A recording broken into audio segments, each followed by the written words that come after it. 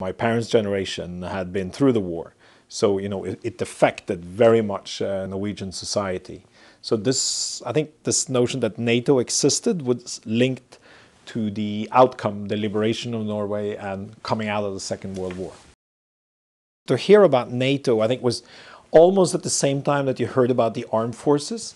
And I think it would probably be at the time in my life when you understood that you had to do military service, because there was compulsory, there still is compulsory military service for all males in Norway. My name is Vegge Stroman, and I'm the Norwegian ambassador to the United States.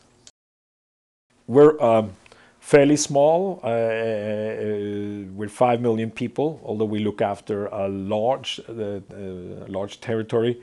For smaller nations, it's the advantage of multilateralism is evident. I mean, that's why we like the UN. That's why we also like NATO as a political forum, where everybody gets a seat, and you can, if you're well prepared and if you have resources and if you make a serious effort, you not only be taken seriously, but you might actually have more influence on how matters are settled or what direction you take than you would have if we all had to do bilateral arrangements. So with Norwegians like me and Norwegian diplomats like me, you'd find a natural-born multilateralist. Even the Bretton Woods institutions, the World Bank and the Monetary Fund, was set up after the war, a system where multilateralism was going to play a much larger role in all kind of foreign politics. So NATO, in a way, is part of that package.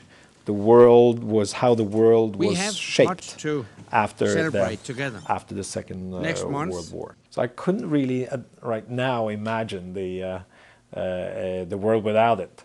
And when I started out in 1984 as in the Norwegian Ministry of Foreign Affairs, and it's been the platform. It's been the platform on almost everything that I've done ever since.